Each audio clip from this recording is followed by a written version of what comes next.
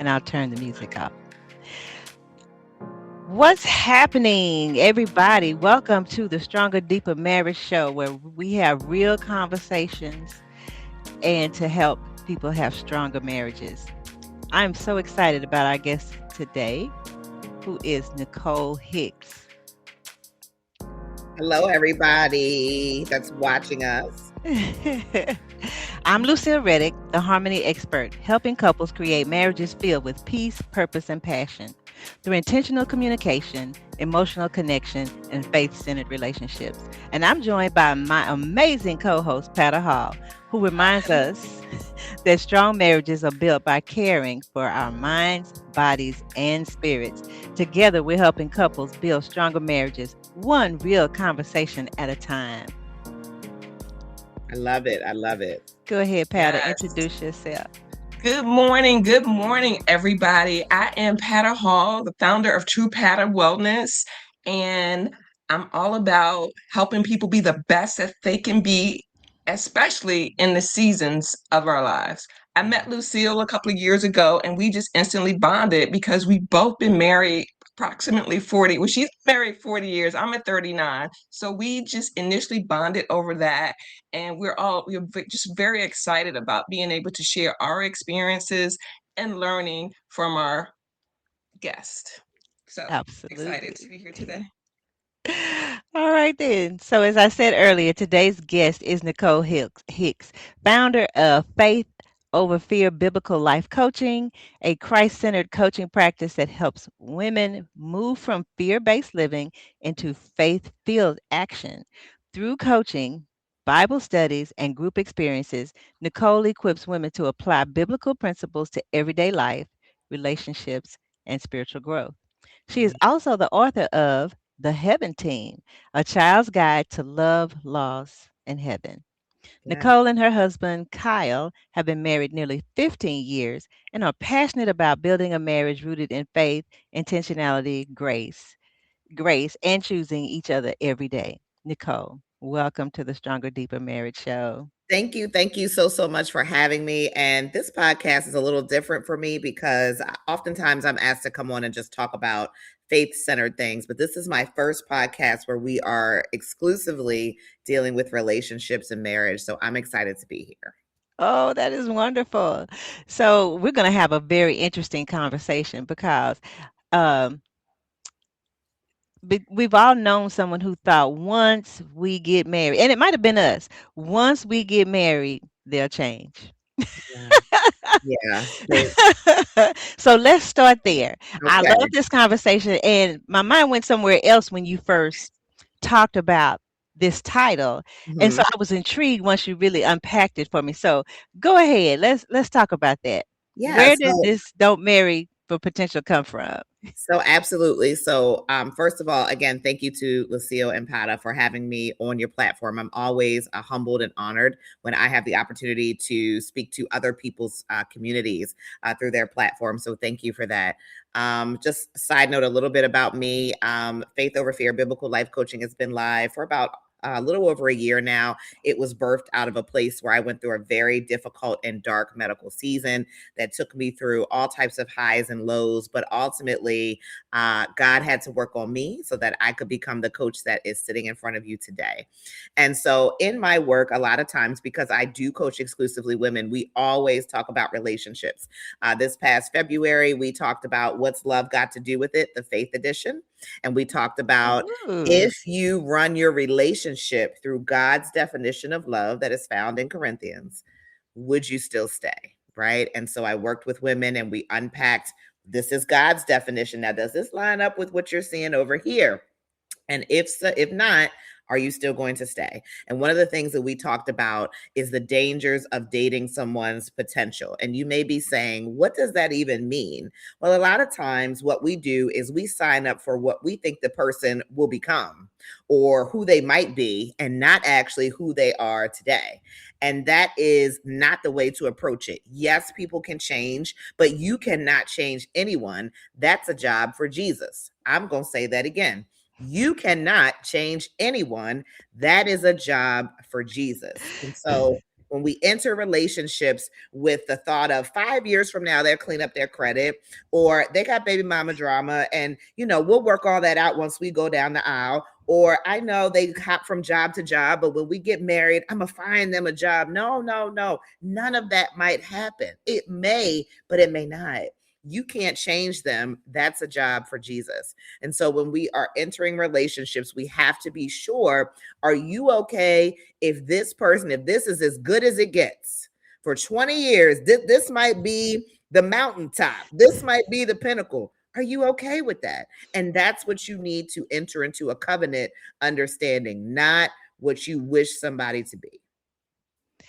Whew, girl, Wow. let me say, I love that Wow. because it takes me back to when I first got married. Mm-hmm. I just knew that some things were going to be a certain way. And when they weren't, I was so disillusioned and disappointed. Yeah, yeah, yeah. I mean, that's what it is. Like, and it's I've been married 15 years, but I've been with my husband. It'll be 22 years, I think it is this year. So we got together in our 20s. So in that age range, you are still trying to figure out who you're going to Figure be, it out. going to become. And Hmm. so in those years, sometimes we do end up dating the potential, but you still need to be clear about the core attributes of this person. Like, if they've always been a liar, I mean, they may lie in the marriage. That's a job for Jesus. Like, you can't stop that. If they've always been bad with finances, that's not going to magically change just because you put a piece of paper in between the two of you. That's not how that works. So when I hear from women and they say, I thought he would change, why?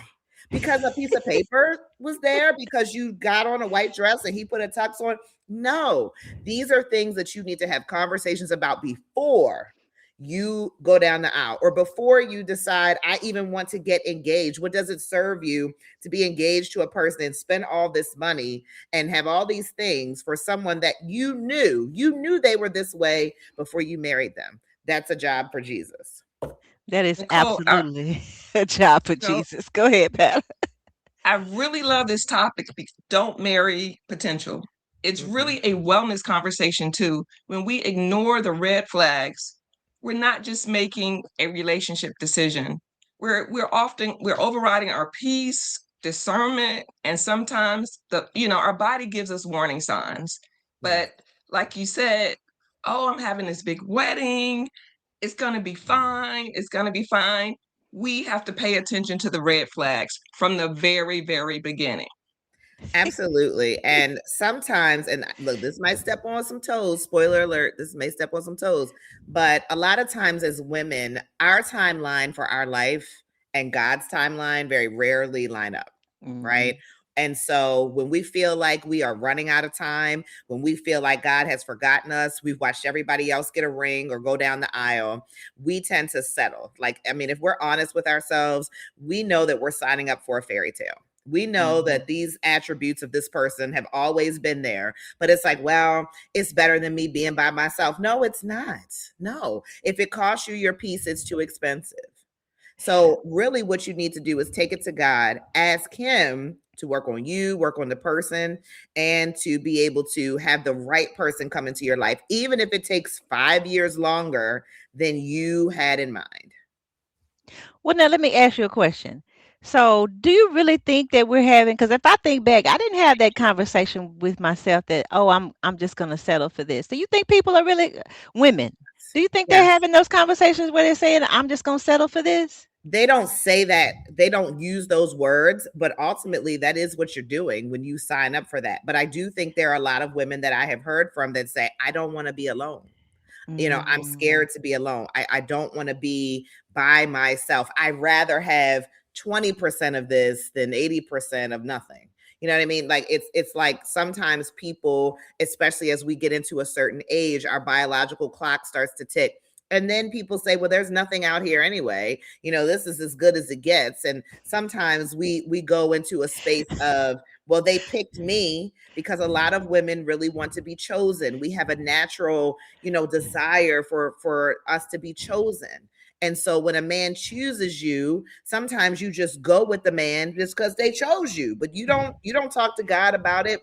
You don't ask him anything that you really should. You don't dive into those difficult conversations. And as life continues to show you things, you need to be real clear about who that person is going to be. It's fine when it's summertime and you're tipping through the tulips and everything is fine in life. But when sickness hits, when grief comes, when children come, when the money gets funny and you have more bills than money, all those different things, is this the person that you want by your side just because they chose you? Oh my gosh, Okay. that is so interesting. It brings back a memory for me. When my son was 7, he asked me, Mom, why did dad choose you? And I thought about that. I'm like, well, I chose him too. But it's just like you said, I don't know, it's innate. He's 7. What Mhm. does he know about anything? But he asked me that, and I kind of got offended because I was like, well, we chose each other. But he didn't ask me that question. He said, why did dad choose you? Right. Yeah. For sure, for Mm-hmm. sure. And that's our natural desire as women. And that's sort of the natural flow of things, is that a man chooses us. There's a lot of controversy about would you ever propose to a man? And I'm not a advocate for that. But, if that works for you, so be it. But, ultimately, sometimes we do settle for people just because they picked us, especially if you're in a later age in life and you feel like time is running out for you. Sometimes we do settle for things just to say, I got a husband, or I got a Mm-hmm. man too, because we don't want our whole life to go by and not find that person. Mm-hmm. Well, Pata brings up a point when she mentioned red flags earlier. So are those the reasons that we're looking past those intelligent people would look past those red flags? They're not willing to have those difficult conversations with themselves or the person they're with? I think it's a lot of different things. I think one, yes, we're scared of having the difficult conversations because we don't know what's on the other side of that, right? But also, sometimes people don't even think you should have the conversation. A lot of times people wait until they are married to talk about, do you want to have kids? What's your credit score? What are your goals? Who do you want to be 5 years from now with me and independent of me, right? Because I'm still, and catch this, ladies, if you're out there too, you cannot lose yourself just because you're in the marriage. You are still you, right? A wife is a role. That's right, clock it. A wife is a role that you play. A mother is a role that you play, right? If all those roles went away, who are you? Who are Mm-hmm. you? Right? Because a lot of times those roles change, they may even fade. So who do you become? Who are you left with if all those roles go away? So you have to have some goals and aspirations independently as well. It can be something as simple as, I want to read 100 books this year. Something that still defines you outside of the marriage. Oh, absolutely, Yeah. absolutely. I've talked to so many women who have lost who they really were by putting on use a different word for it, but the role I call them the hats. Hats. Yes. Yeah, Yes. the different hats that you got. I got on my mom hat today. I got on my wife hat. I work outside the home. I've got on my corporate hat. So Mhm. having all those different hats on it can be like having the juggling stuff up in the air and scared to let Absolutely. anything fall.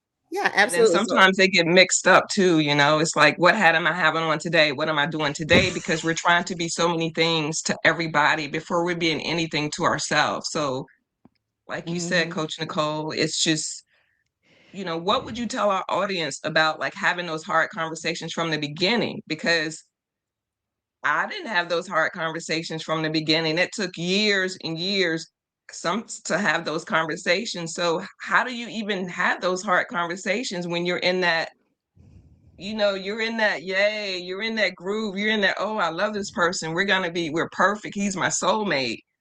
How do you even have those conversations? yeah, well, this is don't put me off the podcast now, y'all. But I really No. think I really think the first conversation you have to have before you have it with your spouse is with yourself. And this is what I say to a lot of women. Did you pray to have the posture of a wife before you said yes to an engagement? Did you pray? Like, let's be honest. Like, as I'll be honest, I did not. I was, in my 20s, we were dating. He said, do you want to do this? I said, yes, that's off we go. Now, yes, we did have marriage counseling and all those other things, but I never prayed beforehand. God, give me the posture, give me the mind, give me the heart to become a wife, or to give me, I'm sure husbands, to become a husband. Like, make me right. And then we're so focused on what the other person is doing or isn't doing. But did you ever Ask God to fix you, to make you right, to be a wife before you go down the aisle. Because being a girlfriend and Yes. being a wife have totally different. And you all been in it almost my whole life. You know what I'm saying? Like, Yep. really. So, it takes a different type of mind frame, a different type of heart, a different type of understanding, grace, mercy, all of those things, sacrificing. So you have to have that conversation with yourself. A lot of times we get caught up in the dresses and the honeymoons and all these things that social media shows us is so pretty and cute. But at the end of the day, you have to sit in the marriage. And so as first we need to start with us and say, God, work on me.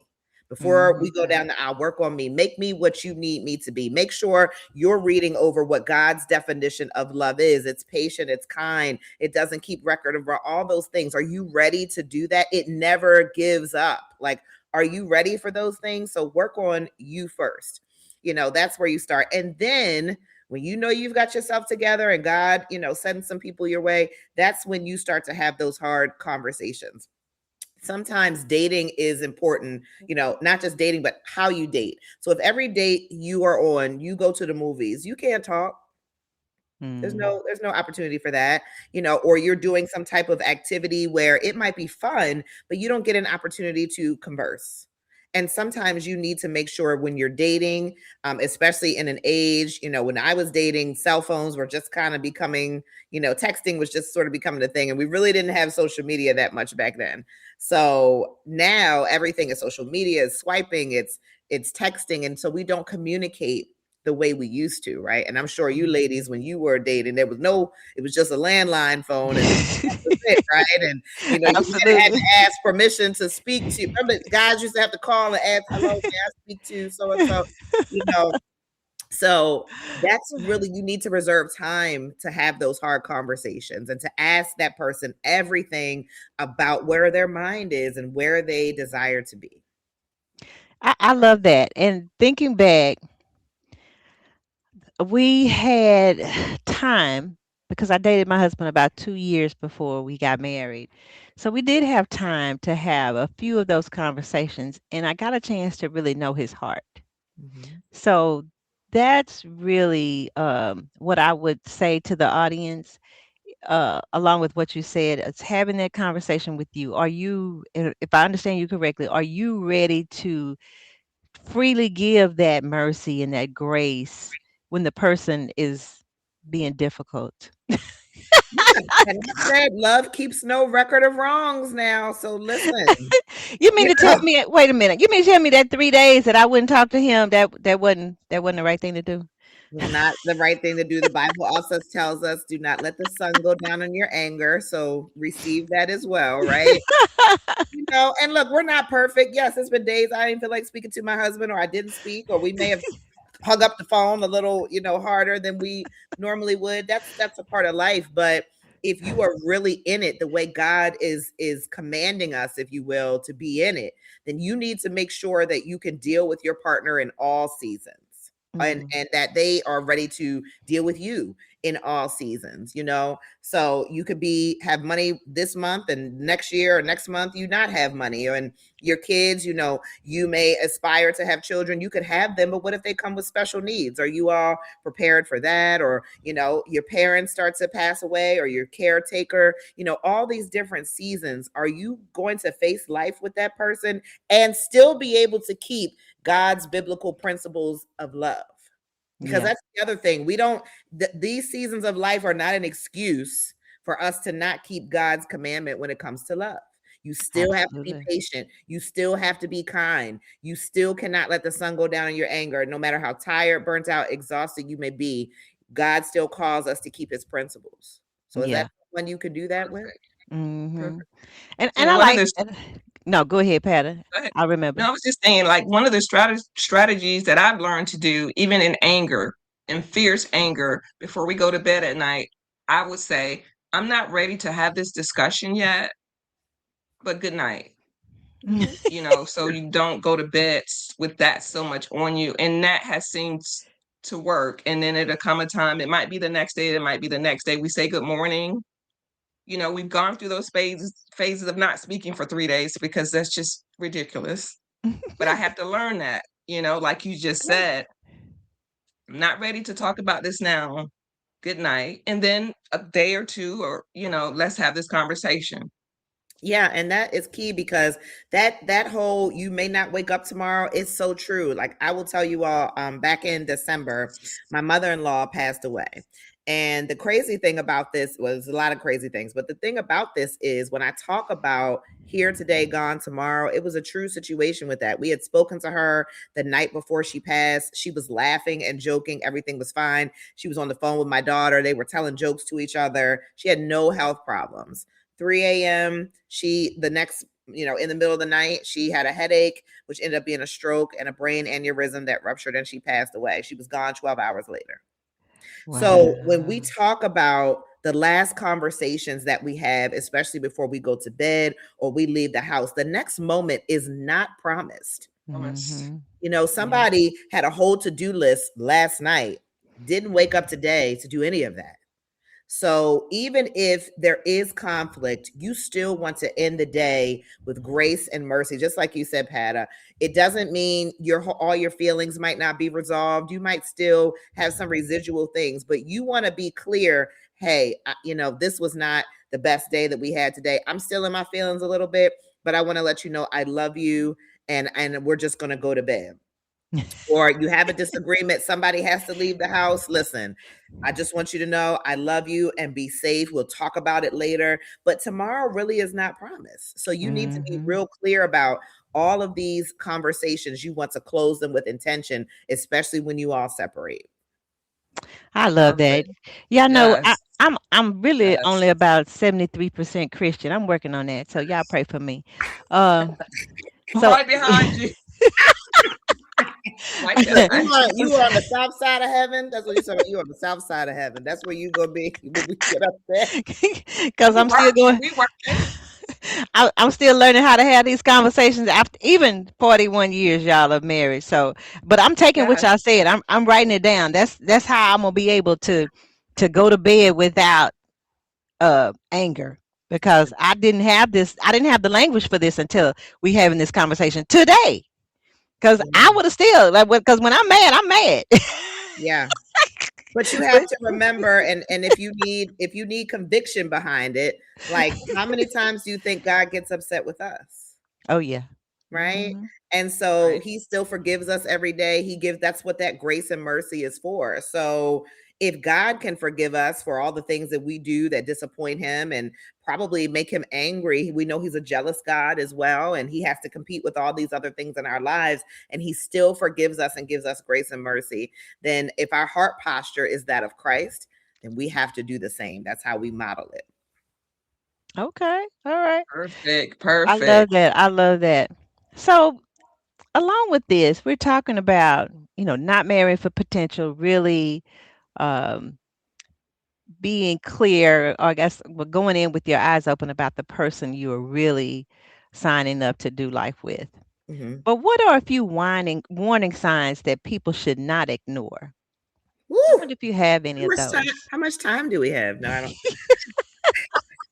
Well, I would say number one on the list is if they do not have a relationship, and I want you to hear me clearly. If they do not have a relationship with God the Father, and they do not acknowledge and accept that Jesus is their Lord and Savior, and that's also what you believe, then you cannot, I know people say I have different religions, but no, you cannot be unevenly yoked. You just cannot. Something I hear a lot with women now is people talking about, I believe in the universe. What is that? I don't know what that is, but that is not God. That is not Jesus. You need to be really clear on your religion matching. And if you are Christ led, then your partner needs to be Christ led. Keep in mind that the enemy came for Adam and Eve in the very first part of the Bible. Cain and Abel were not born. They're children. If you don't know that story, they were not born. It was just Adam and Eve in the Garden of Eden, and then the snake came, which means if the enemy attacked marriage that soon in the Bible, I mean, there were many things he could have attacked. He could have attacked Adam when he was by himself, and it could attack Eve while she was by herself somewhere. But the way he did it to pit them against each other means that when you enter into that marriage covenant, it is now a higher level of spiritual warfare. That's how important marriage is to God. So you cannot go into that unequally yoked. How are you going to fight, the attacks of the enemy if you're not on the same page? So that would be my number one thing. Not being on the same page as for children is another one. Children, if you want kids and he doesn't, that's not going to work out. Somebody's going to end up settling, and that's probably not going to work out. And a lot of times, sometimes that's people leave or they have affairs and just to have children. I've heard, those stories before. You need to be clear. But also, what happens if we try to have children and it doesn't work out, or it doesn't work out the way we intended? Are we enough for each other? Is that okay? So you need to have those conversations. 3, finances is a huge one. If you know you've got bankruptcies and repossessions and child support that you owe, taxes, you need to be honest. That doesn't mean the person's going to leave you. Maybe you all can have a plan to clean that up together, but you need to be very honest and transparent about your finances. And lastly, your goals. What do you want to do? Are you a homebody? You need to say that now. Or are you a person that likes to travel? You need to say that now. If you like to go out every weekend, if you like to buy, expensive things, if you like a sort of luxury lifestyle, whatever that is that you are now and where you aspire to be honest about that. Because some people, even things as simple as buying a house, right? You'll have people who get married and, you hear buy a home, but some people don't want to do that. Some people want to rent forever. They don't want the maintenance with snow removal and lawn and things like that. That can even cause a conflict, y'all. So have the conversations about those 4 things that are really key, and then go from there. And then my last thing, which people don't usually like to talk about, what do you want to do when you die? Because I've seen people have conflicts about that. I want to be cremated. Well, I don't want you to be cremated. I want to come and visit you somewhere. I don't want your ashes around here. Like, it sounds trivial, but also, your wishes when you come to those end of life, what do you want? Or at least start to have those conversations. Because as I said a few minutes ago, life is not promised to any of us. So those would be the things I really say you have to lock in and have conversations about. Well, I like these, and they go in line with. I have about 3 that I give when women ask me to. I work in children's ministry at my church, and when these young people grow up and they see me, Miss Lucille, you've been married so long. What can you tell me? Do you have any advice or whatever? And I have 3 things that I give them. Right along with yours, when you were talking about the unevenly yoked thing, I tell them, look, if you love the Lord, if you're a Christian, you should be with someone. And I mean, not just that they attend church. I mean, it should be evidence in their life that they love the Lord. Right. Are they, preaching on the corners or doing all that? No, but it needs to be some evidence that you would be able to see. Now, you brought up as your number 2 is whether they want children or not. I think that's important. I might add that to my thing. That wasn't mine. My number 2 is what they do with their finances, which I think was number 3 That was for my you. 3rd. Mm-hmm. Because if you can look at about 6 months worth of finances, you can see where their heart really is. Do they like uh, big ticket toys? If is she a purse person, a shoe person? Like you said, if the person likes to travel and the other person doesn't like to travel, what they spend their finances on will really tell you where their heart lies. Mm-hmm. And then what I thought you said finances, goals, and then death. Now I've never heard that death conversation before, but Right. I'm Yeah. I'm gonna look into that, and because I got it down, I'm taking notes too. I got notes for myself. Yeah, me But too. what I thought you was gonna say What? is you didn't bring up the sexual That's what I intimacy thought you was part. gonna go there too. Well, and that's an important one too. I kind of was thinking, in the times that we're in, you probably have figured that out already. That's something that we tend to spend time on is, our sexual preferences, but that is important as well. If you are into things that he's not into and vice versa, or he desires to get married and then do things, under the covenant of marriage, which you shouldn't do, but I'm not here to, to condemn you. I'm just giving you the practical tips. But yes, those are conversations if you haven't had those already. But I notice more people spend time on things like that because they feel like the way to keep a man, especially, is to please him, Oh, or okay. to keep a woman is to please her. And I hear people that go in these gas stations and they take all these little pills and they have these little fantasy boxes and things like that. And a lot of people, y'all laughing at, I'm serious. Look, a lot of people spend Gas a lot of station time. pill. Listen, there are We got pills in the pills at the gas station. Listen, this is not a promotion for this, but yes, there are pills in gas stations. You when you go up, you see them. If you go in the gas station, you'll see them right there at the counter, and that's what they are made for. They are for intimate enhancing and things like that. So people tend to spend a lot of time on stuff like that because they think that is core to keeping their relationship when ultimately it's not about that in the long run. So that's why Mhm. I didn't mention that. But yes, if that's not something you've talked about, or if you are saving yourself for marriage, which is always, admirable and things like that. Yes, have those conversations so that Mhm. you can be ready for that going into the marriage. Absolutely. Absolutely. And then the other side, what I want to bring up is if you are not a person who particularly likes intimacy like that, and your partner does, you should consider that because y'all are not evenly matched on the Mhm. desire for that type of thing. So those are the conversations I think that people need to have and think about Yeah, really upfront. Because if I he likes it a agree. lot, or you like it a lot, and he's just like, I can do it or not Or do you it, you know? be like, don't touch me. Stop. Like, yeah. Right, right. And you're right. And also, what are the different types of intimacy that you like? Because, you may like something, but he doesn't like to do that, or vice versa. Then what Mm, happens, yeah. But then Mhm. also, have the conversations about what happens when that is not the priority anymore.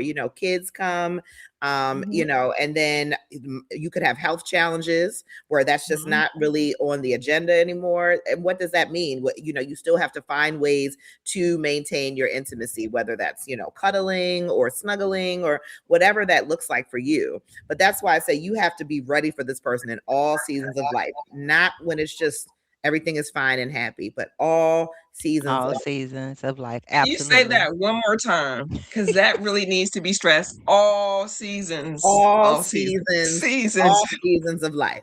Okay. These ladies on here have not made it 40 years without seeing their partners in all seasons of life. And guess Seasons. what? Life is not finished yet. My Mhm. grandmother had the saying, if you live long enough, you will see these things. So life is not finished yet. And so you need to be knowing this person can be with you in all seasons. I remember I was very, very ill in 2024, which I alluded to in the beginning. And my husband really had to take care of me, but also step up and be Mr. Mom, Mr. Dad, if you will, right? He was doing everything, all the cleaning, taking care of our child, taking care of me, all the grocery shopping, taking her to her after school activities. I mean, all the things. And that hit Mhm. us out of nowhere. I didn't have any history of medical issues. And that went on for months and months and months. Is that someone that you think can care for you in those difficult seasons? Or, his mother passed away and now I am walking him through grief. So, Mhm. suddenly we didn't have time to prepare and now we're funeral planning and all these things. Are you ready to walk through life with that person? Mhm. Or before we had our daughter, we lost a son. Are you ready to walk through that type of season, with your partner? So, I'm just sharing some of the things in my life because I'm always transparent, but it's not always going to be happiness. It's not always going to be going on trips and living your best life, as we say. Life is going to, show us some things. And if you don't think that's a person that can support you, and you don't think also that you can support them the way they need in all seasons, like we said, Pat, all seasons, Seasons. marriage Mhm. is not for you, or at least not to that person. Absolutely. So I'm thinking back when you were talking about that your husband had to step up and care for you during your health issue, your health crisis. I'm thinking about my husband if there was something that he had to step up and do the housework. Um, I don't know. I think we'd have to hire somebody. Well, you know what though? You know what though? You never know what they can do till they have to do Till it. Until they have to do it. have to I'm do be it. honest with you because I kind of thought that too because I'm always the one that cleans and cooks and everything. But a lot of times that's us babying them a little bit. We got to push them a little bit to do some things too. And so when he was able to rise to the occasion. But Tasia, I oh would have what? I would have never known that though if I hadn't really gotten sick. I mean, he was always, what do you need help with? What do you want me to do? But to be able to run that whole thing, making lunch in the morning and all. I said, oh, you got this. You got this. Ooh. So when I got Yeah. better, Uh-huh. some things I never took back. I'm like, you got this. You can do it. Doing it better than me in some ways. Go for it. Right. Oh, I love that. I love that.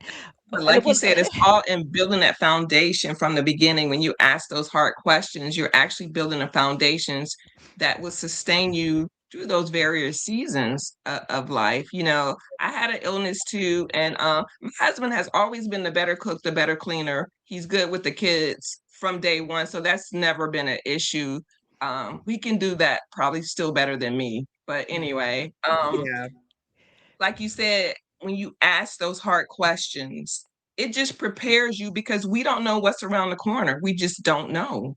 And if you don't absolutely. have that foundation, you can't sustain, you have your faith. That is your foundation, and that connection that you have with God, and that connection that you have as a couple with God. But if you don't absolutely. take time to build that foundation, when these things happen, you may or may not sustain them. And then Absolutely. you be looking for a way out. So Right. And then you say, that show Who Did I Marry? Well, you married, you just didn't ask the right questions. But this is who you married. And then, a lot of times ignorance is bliss. It's like if I don't ask the question, then I don't have to deal with the answer. But Answers. that's part of it is, as women, we cannot live in these fairy tales in our minds about people. And as men, you cannot either. You need to ask the hard questions. The other reason that I say always ask questions is when we talk about the dating potential, you have to know that the enemy listens to your prayers too. And this is something people don't really think about. But okay, I'm a single woman and I'm praying for a marriage. I'm praying for a husband, right? Well, the enemy listens to your prayers too. Just like we know the enemy quoted scripture back in Jesus before he went to the cross. You have to remember, if you don't know the story of Lucifer, he used to be an angel. He was cast out of heaven, and he was the angel that was over worship. When he left heaven, he took a third of the angels with him, and that becomes the demons that we have here with us today that we deal with. And so Satan is not omnipresent like God. He can't be everywhere at the same time. But of course, demons and things listen to us and listen to our heart's desires, just like God is listening. So let's say I'm a single woman and I'm praying for a husband. And then let's say a week later, I meet this guy at the coffee shop. Girl, he has everything I prayed for. He is tall, dark, handsome. He's got a little swag. He's got a little charisma. He's taking me out on these dates at these places that I post on social media that I love to go to. I mean, we are doing the thing, right? Then, we get together and we move in together. I haven't asked him anything because he's checked all the boxes that I have seen thus far, and so we move in together, start a life together. Maybe we get married, things like that.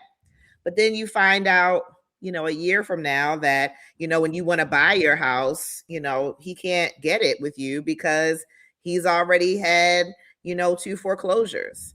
And, when you go to have children and you go to do all these things, now you find out, wait, you're already paying child support for a child that's 16 or you just didn't tell me about because they're older. And, you're like, but God, wait, I thought I prayed for a husband. I thought you sent me this person. And God would say, but did you ask me if that was the person?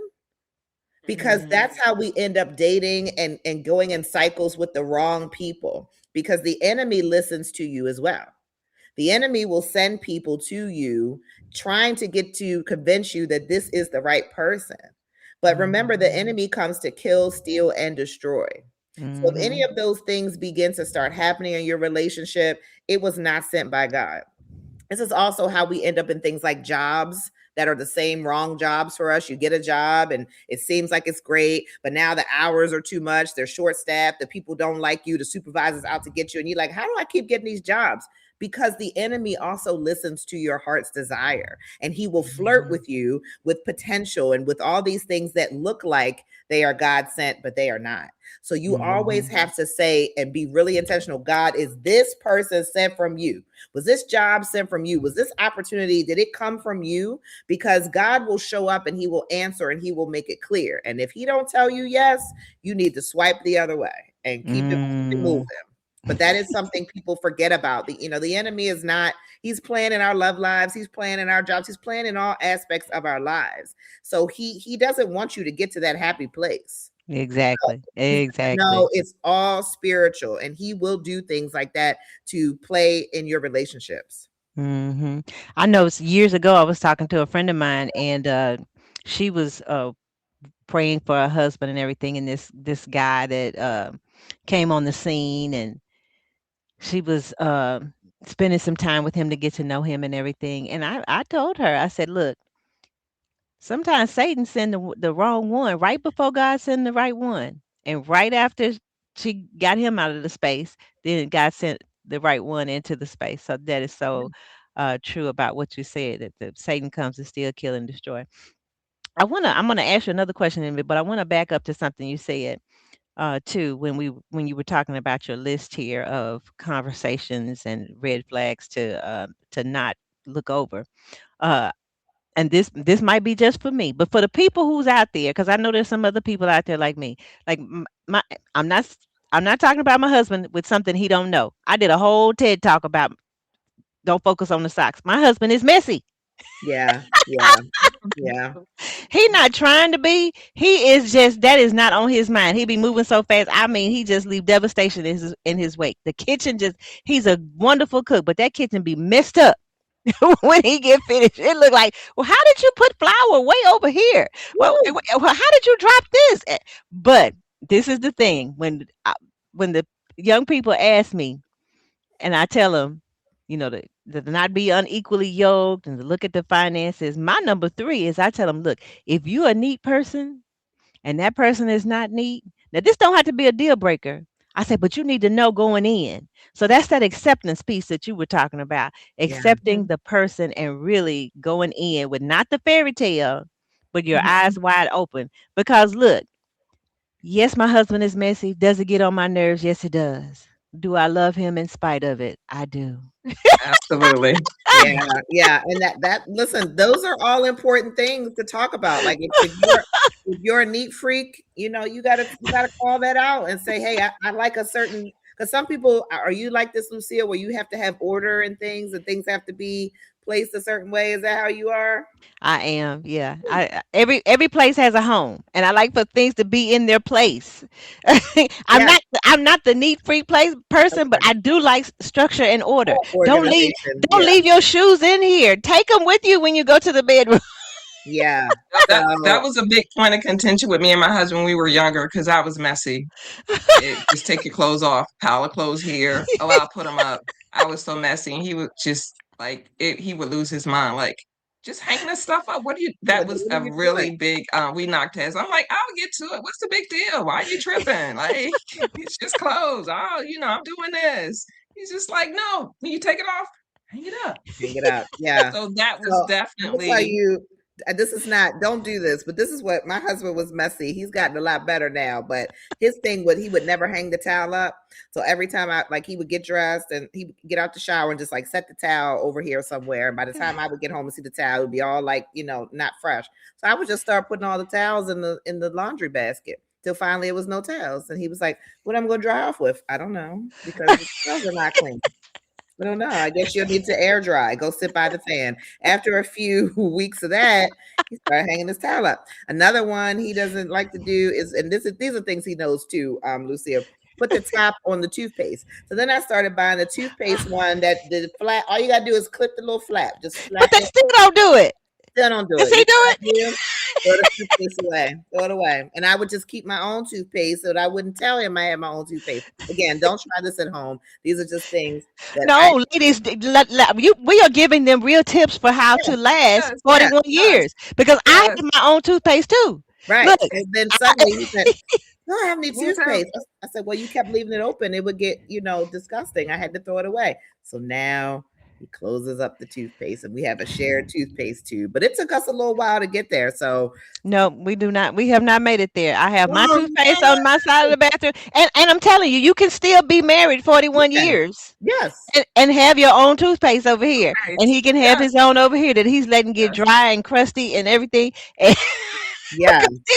God bless you. Just, on your And journey. guess what? When I see them on sale, I buy 10 boxes. There you go. There you go. Yeah. So, because I Yeah. know he gonna run through his real quick because it gets dry and crusty. And Yeah.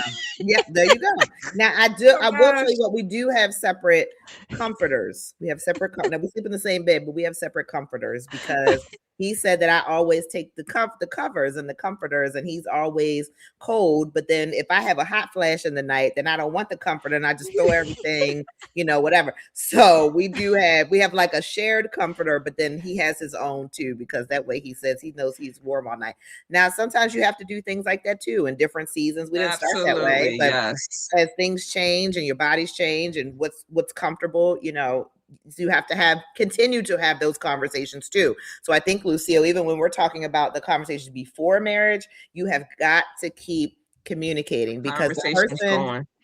the person I was when we got married in our 20s, and now I'm in my 40s, I'm a completely different person. So, Mhm. we have to continue to have those conversations about what works for me, what doesn't, what I need, and what isn't as important as it used to be 10 or 20 years ago.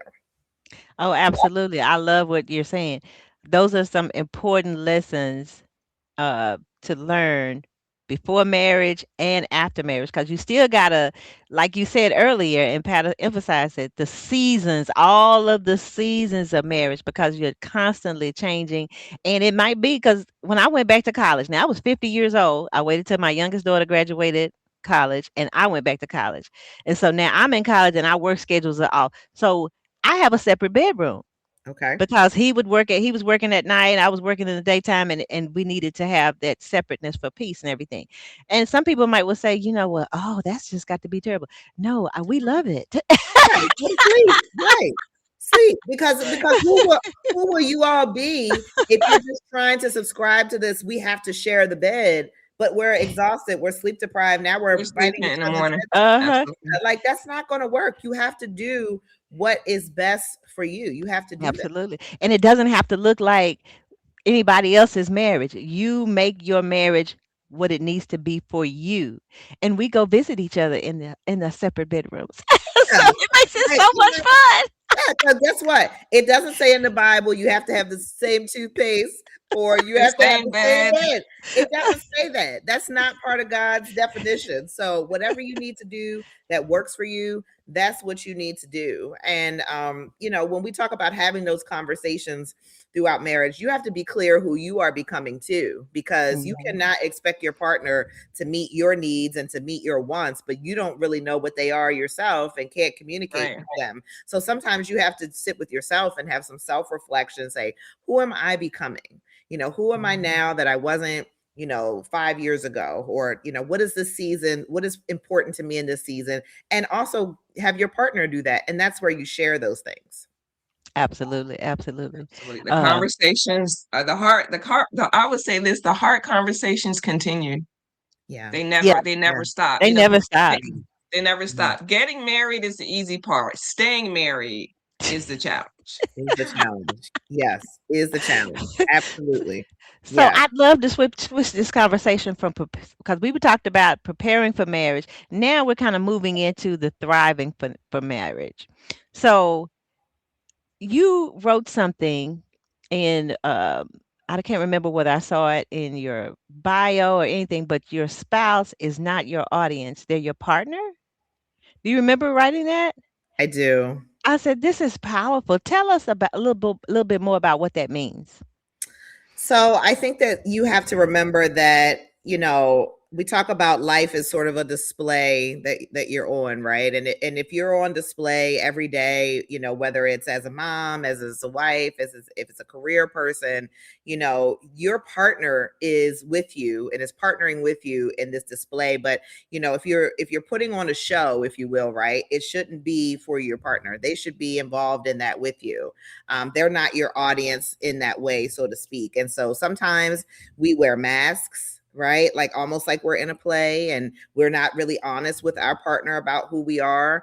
Sometimes we'll show the world things about ourselves and we don't even show them to our partner. So you always Mhm. want to remember it's us together in all things. Even if there's a problem, we're fighting it together. If we need to put a mask on, then we got to put that on together and go out into the world. But I shouldn't be showing the world a part of me that I don't show my spouse. And so we really Mhm. have to attack everything together. I know that's something I had to grow into is we're fighting the problem together, but we're not fighting each other.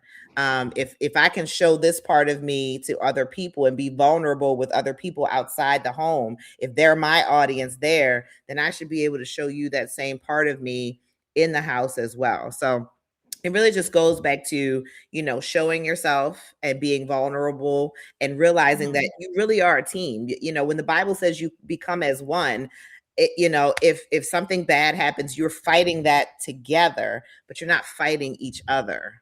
In Mhm. That's so important. I remember saying that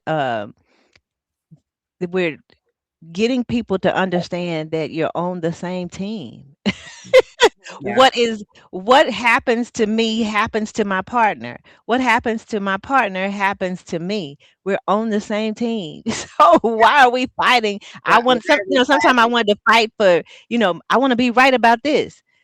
Well, okay. eh, What if I'm right about that? And I guess it could go back to that analogy, winning the battle but losing the war. Right. Or, Right. but like you Yeah. said, Lucille, sometimes being you're on the same team, a lot of times women are competing with their husbands What do you mean by that? on many levels. I mean, years ago, my godmother told me when I was young in my marriage, she said, "Stop competing with your husband." And I'm like, "What are you talking about? This is crazy. I can't compete with Hmm. with him. He's bigger than me. He's stronger than me. He makes more money than me. How am I competing with him?"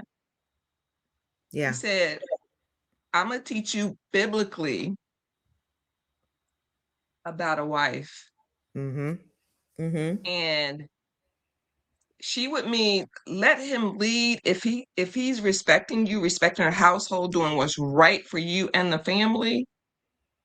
You know, she said, walk beside him, not in front and definitely not behind.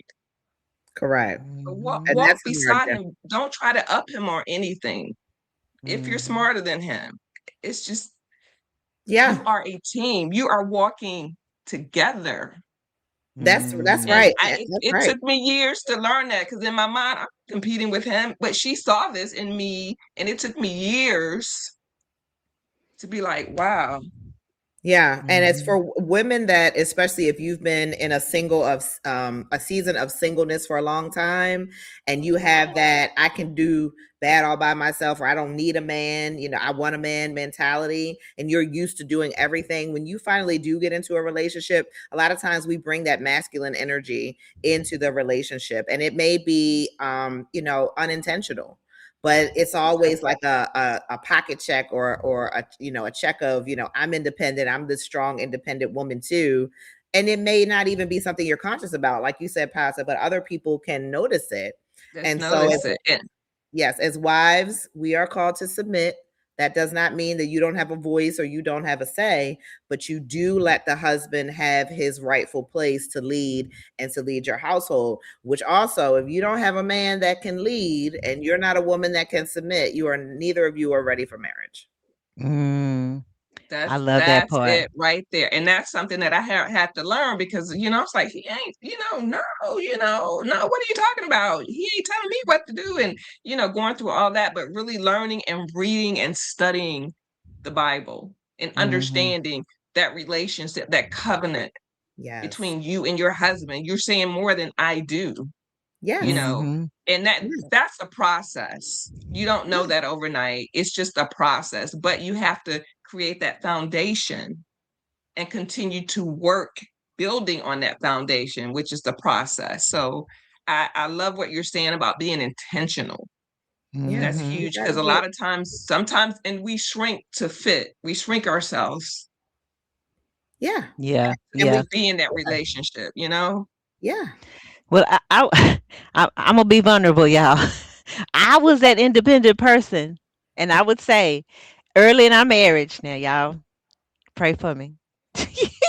I would say, I don't need you. I work. I don't need you.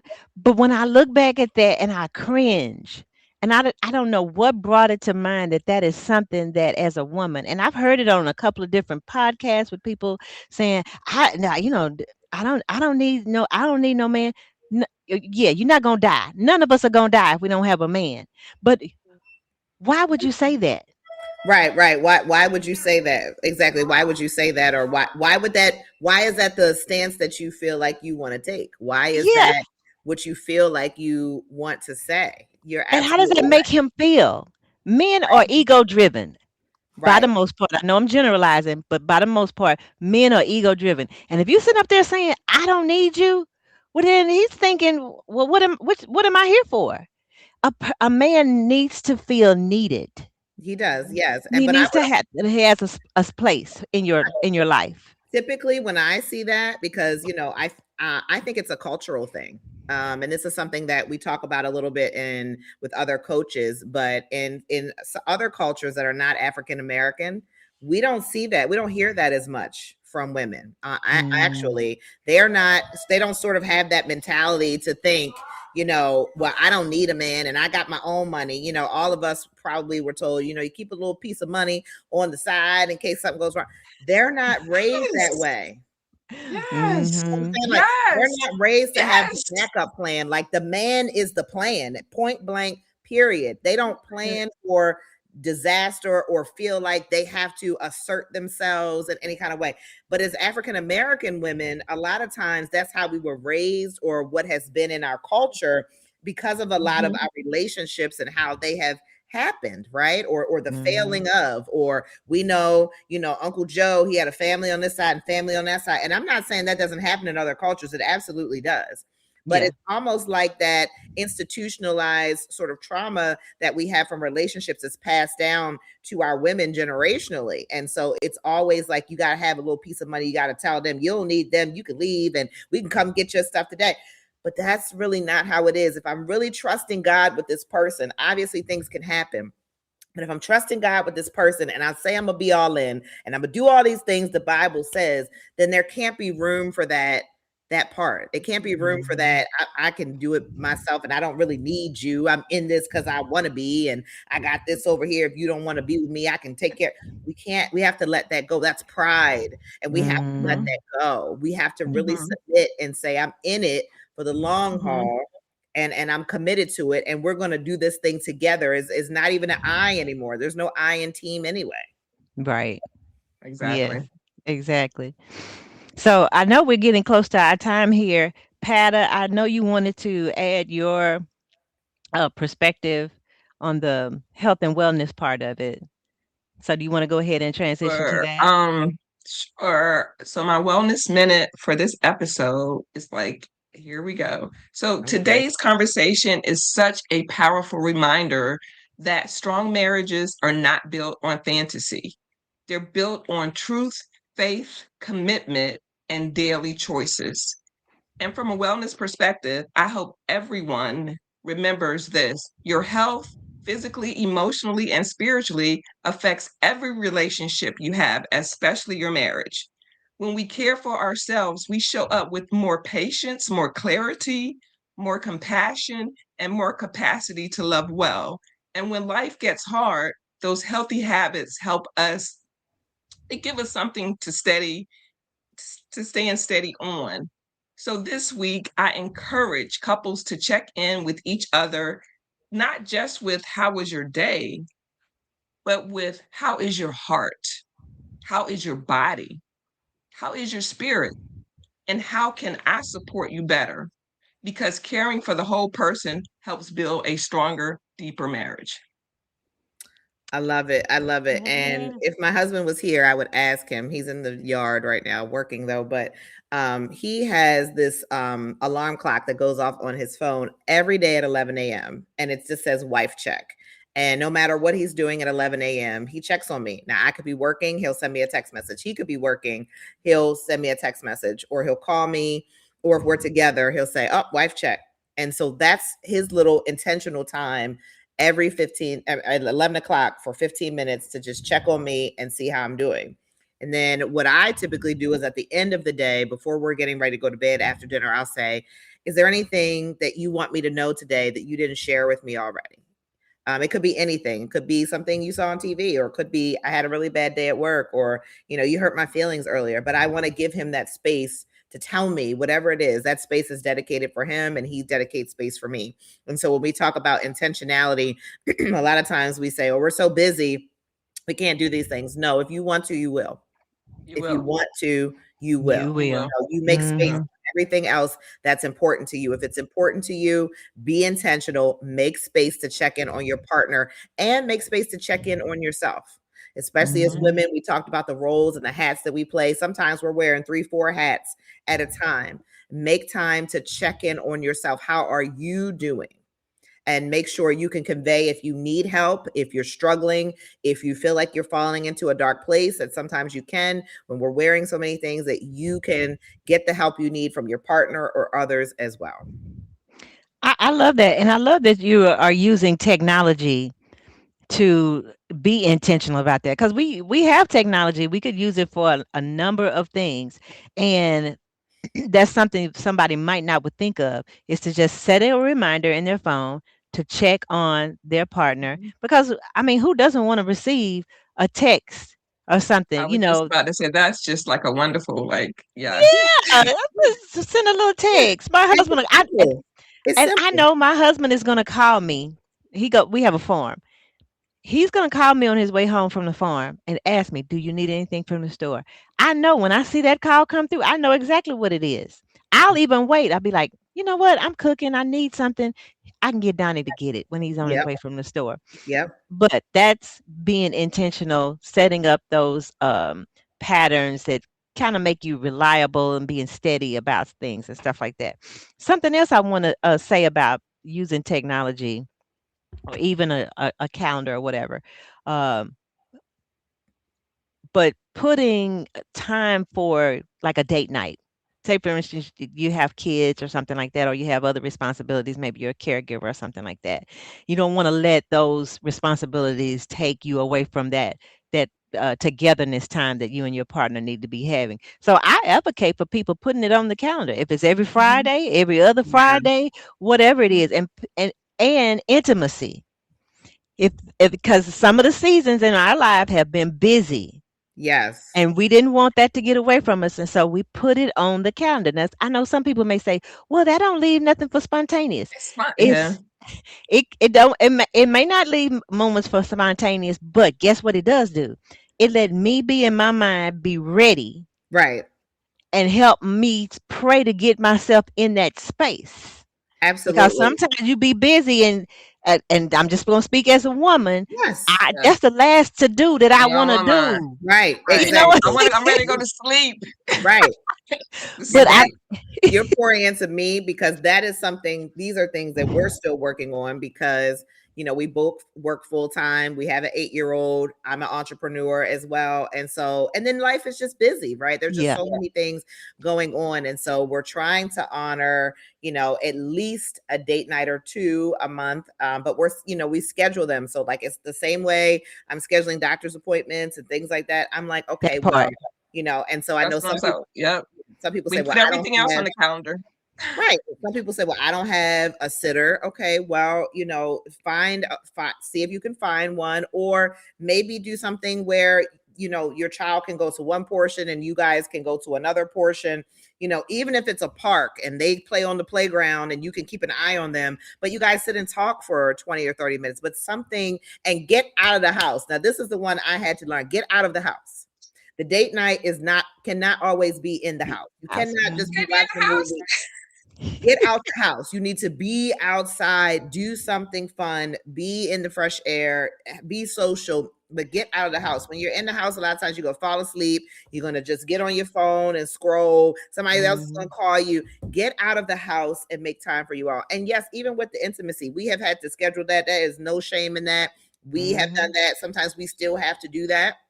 So there's nothing wrong with that. It might happen when the date night is, or it might be some separate times, but get that on the calendar too. Yeah. And even like I said, intimacy looks different for everybody. So if it's not, the way in a traditional sense, then cuddle, then snuggle, then do something with some candles or get in the bathtub. That all the different things that you can do, but you still want to remain connected. So those are things even I do now, and I'm in my 40s, but we got to do what we got to do. We got to do Do what what we you got to gotta do. do. What Yeah, you gotta do. That's what I say. Keep that train moving in the right direction, right? that's right. That's right. That's right. So I love how today's conversation reminds us that healthy marriages require us to care for the whole person, body, mind, spirit, and relationship. So, Nicole, every episode, we want to leave our audience with one conversation that they can have this week. So, here's my heart to heart question. If every couple listening tonight sat down after dinner, what's one question that they should ask each other that could strengthen their marriage? I would probably say the question to ask is, how can I serve you today? How can I serve Because you today? we are called to serve one another. We know that Jesus, when he was here, he served. And that's why it's important to know your word, not just to know it just because it is the Bible, but really the things that Jesus did while he was here really modeled how we are supposed to be for one another. And so he served those who liked him and even those that didn't. And so we really are, called to serve one another, even in marriage. So the question, how can I serve you today? When you hear it, it's like, well, I don't want to serve him, but that is what you're called to do. And that doesn't mean he's going to say, I need you to go do 50 loads of laundry, but he may say, hey, I have a meeting coming up, in a couple days, and I didn't have a chance to take it to my stuff to the dry cleaners. Can you take it for me? Or sometimes I might say to my husband, I need you to listen to me and not give me advice. That part. I just need you to hear me. That's how you can serve me today. I just need to vent, but I don't want to hear. I don't want you to fix it. I just want you to hear me. Or I need 15 minutes just to do nothing. Like I don't want the kids talking to me, nothing. Or I need to go for a walk. My husband, so he's the person that I give him space when he comes home from work. He sits in the car for like 20 minutes because he has a longer commute. He works 12-hour shifts, excuse me. And so sometimes he just needs to decompress a little bit more when he comes home. It's nothing wrong with that. But ask the person, how can I serve you today? And different things like that. And then when you're having disagreements and arguments, one that I always say is, if they're not understanding you, instead of saying, you're not listening, no, they are listening. They're participating. They're not understanding, but they are listening, right? Otherwise, you wouldn't be disagreeing. So ask them, how can I make this clearer for you so that you can understand me? How can I make this clearer? What can I say or do so to get you to understand what I'm saying a little bit more? So those would be the questions I would ask. And the last thing I want to add to, Lucille, is when we talk about our childhoods and how that impacts our marriages. If you think back to your own childhoods, your approach to marriage a lot of times has to deal with, we talked about this, how you were raised, those generational things that were passed down to you. And if you have children, whatever your marriage is and how you are modeling that, your children see. So if you have bad habits now where you're, fighting or you're arguing or you don't make space for date nights or, you don't cuddle or kiss or hug in front of your kids, realize that that's what your children are seeing. And when they go out to seek a partner, they are going to base it off of what they saw in the house. So it is important that you are modeling those good behaviors, that you are being Christ-like when it comes to your marriage. And that means sometimes showing the good and the bad. Sometimes my husband and I have disagreed in a healthy way in front of our daughter because I don't want her to think that marriage is always going to be tipping through the tulips. It's not. But, she also sees us hug, us kiss, to say it's romance time. That's her little thing that she says. But those are healthy things that our children need to see so they can find healthy partners as well. Oh, I love that. I love that. Absolutely. Yes. So, Nicole, how can our listeners connect with you? Absolutely. So the easiest way and the fastest way is social media. I am Faith Over Fear Biblical Life Coaching on all social media platforms. So Facebook, Instagram, TikTok, and YouTube. I'm on all those platforms. Again, Faith Over Fear, Biblical Life Coaching. If you want to connect with me a little bit more as far as one-on-one coaching or speaking engagement, something like that, you can always click the links in the bio of any of those social media platforms, or you can email me at faithoverfearsis@gmail.com, and you can connect with me directly that way. I love that, faithoverfearsis.com. So tell me a little bit. You also have a book, I the Heaven do. Team. I do. The Heaven Team. I got it right here. So this was, and this is what I always say to people, and I know that's not the part of this podcast, but when you really go through things, it's God is not just trying to make you, be tortured and make you angry. He's always up to something. So I came out of that really difficult medical season I talked about. I became certified as a biblical life coach, started Faith Over Fear. And then a few months after that, God, led me to become a children's book author. So my husband, several years ago, he had an aunt that passed away. And that was the first person that our daughter, she was about 5 at the time, really knew that had passed away. So when we went to tell her, she said, "Mom, do you mean the Heaven Team came to get her?" And we were like, "What is the Heaven Team?" And she says, "Isn't that the group of angels that come and get you and let you get comfortable in heaven when the doctors can't take care of you anymore because you're too sick?" And I looked at her and said, "Well, yeah, I guess that is what happened, but I had never heard of it that way." And I casually mentioned it to someone. They said, "You should turn that into a book." I said, "I don't know anything about writing a book." Well, I learned something about writing a book. And that is where the Heaven Team was born, a child's guide to love, loss, and heaven. You have our characters here, Skylar and Noah, and it takes us through the journey of loss of Noah's grandmother. And we learn about the Heaven Team, which of course is the group of angels that do let you get comfortable in heaven. And this helps to answer for families the question, how do you explain heaven to a child? Right? So we have this, we have a companion coloring book. We also have books about pet loss because we know that pets are a part of our family. So we also have a Heaven Team's book for pets, along with a pet remembrance journal. All those are available on Amazon. And then just on Juneteenth, about a week ago, we released our newest book, which is called Jesus is My Superhero. And I'm really proud of this one because my daughter co-wrote this. She did a lot of the lead work on this. And see, this is when we talk about modeling. You never know what your kids are picking up. So she's like, "Mom, I want to write a book." I said, "Well, let's do it." So this is the Heaven Team presents Jesus is My Superhero, another fully illustrated book, but this is in comic book style. And we have our same returning characters, Skylar and Noah, and they walk us through why Jesus should be our favorite superhero of all time. So this is our newest release. It's been received so well, just along with the original Heaven Team. All are available on Amazon. That's the easiest way to find us and get it to your homes. Oh, I love that. I love that. Thank So you. let me ask you this. Do you have any upcoming Bible studies that are happening? Oh my goodness. So I had a Bible study for Lenten season. We did the entire 40 days, and we had a lot of women that joined that. So stay tuned. Yes, follow me on social media as we do. People have been asking me to do a series about dealing with difficult people and how to love someone that's difficult. And so I believe God is pushing me into that season. And then also, at the beginning of the year, I had a session for women about prayer boards and different things like that. And so we're going to be doing some check-ins next month also about where are you with those goals that you set. We all start out with these, my year is going to be this, and well, we're halfway through, and what's the year looking like, and how can we get back on track? So yes, I do have some things upcoming, so stay tuned. They're going to be launching in the next week or so. Oh, I love that. Well, thank Nice. you so much for your Thank honesty and your you. vulnerability and for Mm, reminding us that strong marriages aren't built because life is easy. They're built because we keep choosing each other. We keep yes. choosing grace, choosing faith. And even when life doesn't go according to plan, I know today's conversation is going to encourage so many couples. Patti, do you have any closing thoughts?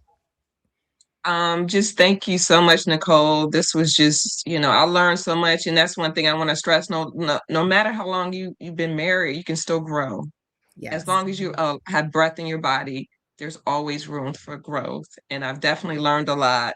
And you just really honed in about being intentional Yeah. Hmm. and Intentional. just much appreciated. And Thank good you luck so to so you much. with all of your endeavors. Thank you so much. I appreciate it, and blessings to you all as well. Thank Thank you. you. So it's time for this week's Heart to Heart Challenge. We believe stronger marriages are built one intentional conversation at a time.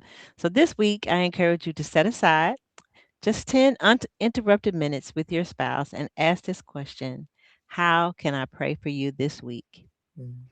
Then don't rush to fix it. Just listen, respond with love, and let the conversation bring you closer. If today's conversation encouraged you, would you do us a favor and click like, subscribe to our channel, and share this episode with someone who needs to hear it? You never know how one conversation may change someone's marriage. So don't forget to join us for our next episode of the Stronger, Deeper Marriage Show, where we'll continue having real conversations to build stronger marriages. You don't want to miss it, because stronger marriages don't just happen by accident. They're built one intentional conversation at a time. Bye bye, everyone. Bye. Bye.